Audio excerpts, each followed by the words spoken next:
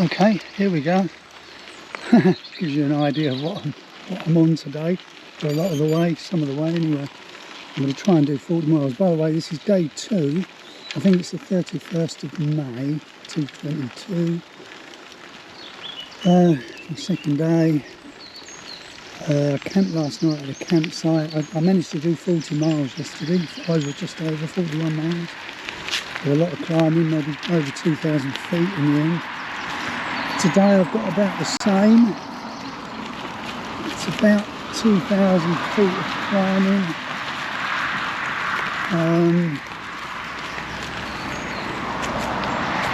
I'm going to try and do 40 miles as well, but I got away late this morning. And I left the campsite about 10 o'clock this morning. It's 12 o'clock now. No, it's not, it's 1 o'clock now. I'm only on about 10 miles, but you can probably see why. As I say, I've got quite a bit of climbing to do today as well, but this is the, that's the bad news. The good news is, after today, I've got about 500 miles. Yeah, I'll repeat that, 500 miles of reasonably flat.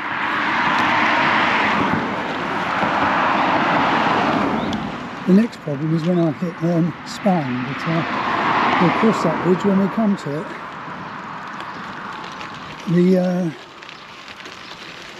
Overall it's not bad. It's doing, I'm okay, I'm not tired, my legs are doing alright. No backache, no hip problems. Quickly come over here. Is that something wood? It looks like wood. That's wood, yeah. That would be touch wood.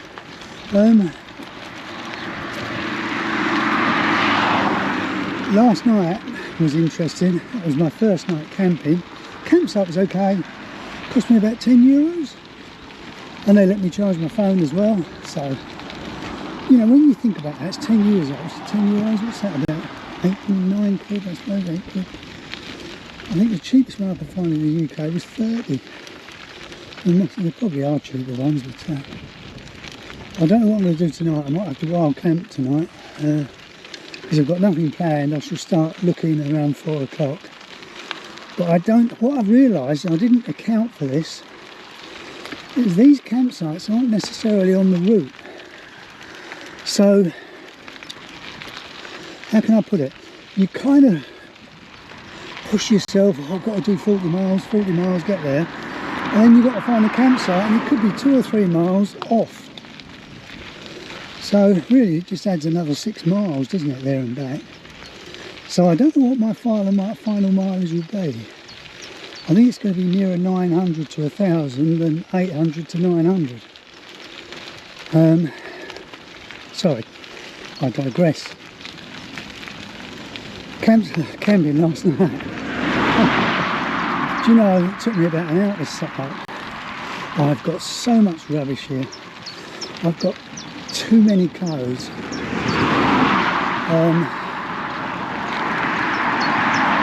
Too many shirts, too many shorts, too many pairs of pants, too many socks. I mean, I thought I'd pack 4 of each, I think, 5 of each. And really I can get away with 2 of each, I think. Weight is a problem. So just setting up your camp and breaking it down as well this morning.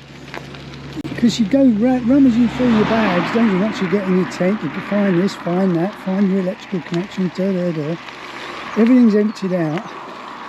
Then literally I've got the whole tent is full of my bloody stuff in my panniers. I think, oh God. I've got to pack all this up in the morning. Anyway, I managed to get off to sleep about 10 o'clock, and I slept till about 4. No, about 3. So I thought, that's not 5 hours. I can cope with that. Thinking I'd go back to sleep, but and that's with hindsight, thinking I'd go back to sleep. I woke up. I was shivering, sort of uncontrollably. I couldn't understand it, and then I realised it was so bloody cold. So I reached out of my sleeping bag, and it was freezing. I wasn't even toasty in the sleeping bag, but at least I was sort of semi-warm. And then looked at my phone, looked at the temperature for the area, it was 5 degrees. Well, the sleeping bag I've got is sort of registered, you know, they say it's up to, all right, up to 5 degrees. But that was in the tent, so outside it was probably about 4. Sorry, I've got to just check my routine.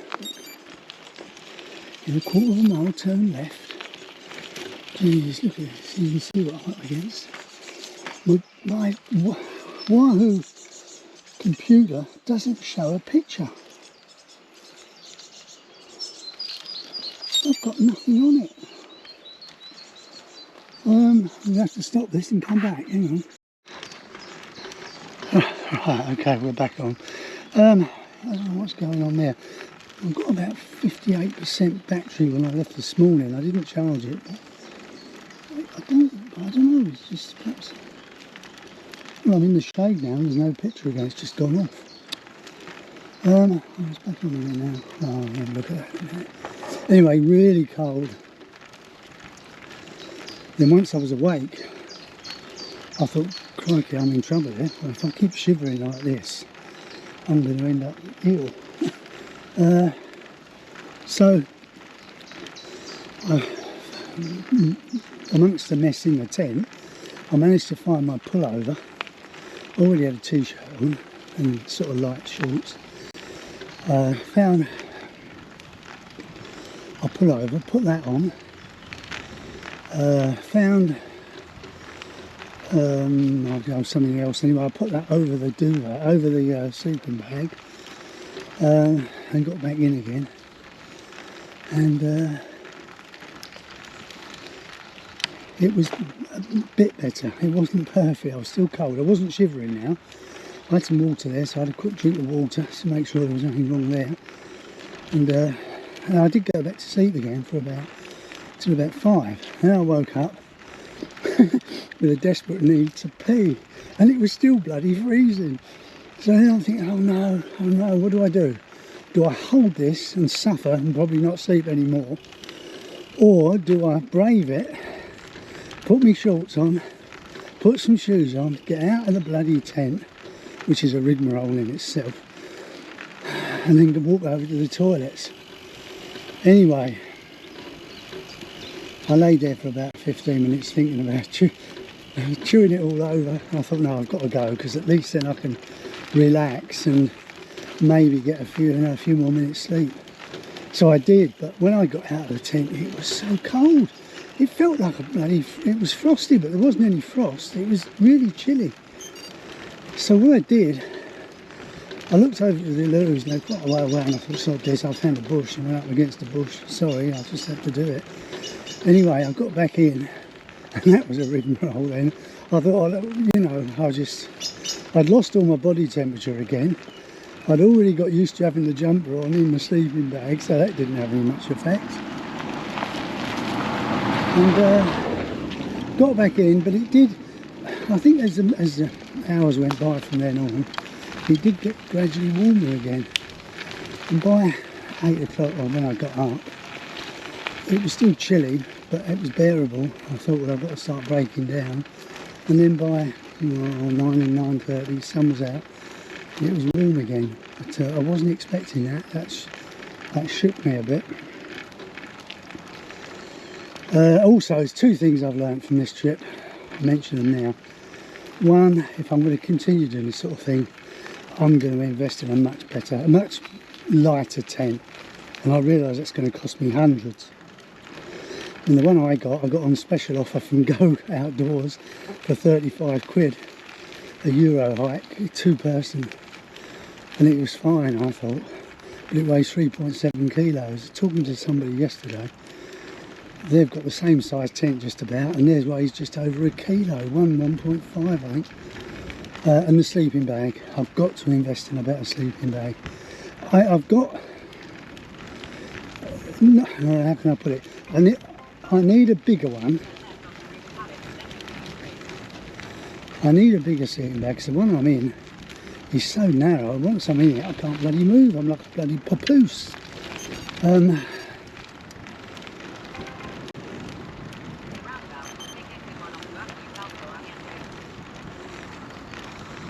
And so I'm just getting instructions all over and beeps. A roundabout. Is that a roundabout? I suppose it is. So yeah, I need a slightly wider sleeping bag, and I realise now the more you pay, the lighter they get. So that's another thing. Although my sleeping bag isn't that heavy. Well, I'm going to have to stop here now because I'm not even on the roundabout.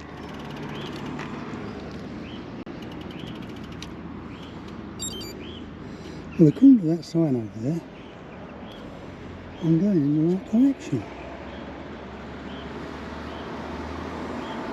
Right, I'm going to have to turn you off again and work out what I'm doing wrong now.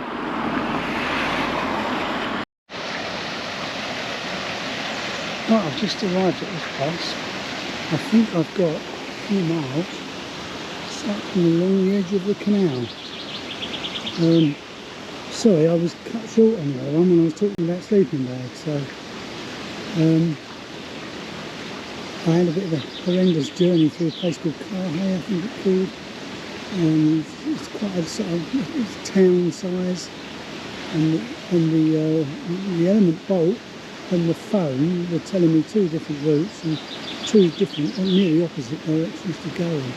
So it threw me for a minute, and at the moment it's the cycling computer is synced to the phone, so it should be giving me audio turn by turns, which it had been up until we got to here. Now suddenly it's not doing that anymore. So anyway, trials and tribulations of travelling. Probably we've lost signal, I would think, and maybe lost GPS, so there you are. Back to sleeping bags. Yeah, so the tent I've got to upgrade that and spend a lot more money and get a much lighter one. Sleeping bag the same, spend a lot more money. Yeah, it might make it lighter, but I'll probably still go for a kilo because that will give me a higher tog. I suspect the one I bought was so cheap that the tog rating is probably not very good at all, so I suspect by spending more money I'll be warmer. You wouldn't think so, would you, in June? This is very nice, isn't it? I suppose that was the old lockkeeper's cottage at one point. Oh, it's all locked up now. Probably a holiday home. Trike's holding up well. It's bouncing around a lot. I'm literally on these gravel roads now, and I was for most of yesterday, so probably 20, at least 25 miles yesterday on these types of gravel roads, and I think the rest of the journey today is going to be on these. I've got about another 1,000 feet of climbing, and I'm so happy about that, because I know that once that's done I've got 500 miles of relatively flat. Even if it's on this kind of surface, I don't mind. It means I can start to maybe take it a bit easier and still do the 40 miles I need to do, and maybe have an easier day. I doubt if I'll finish much before 6 tonight, and I've still got to find a campsite. So I shall wait till 4 o'clock-ish and then stop up, have a bite to eat perhaps, and do some searching online and see if there's anything available. But okay, so that's it for today, day 2. I might try and capture some footage tonight when I get to the campsite or wild camp, not sure yet. See you later.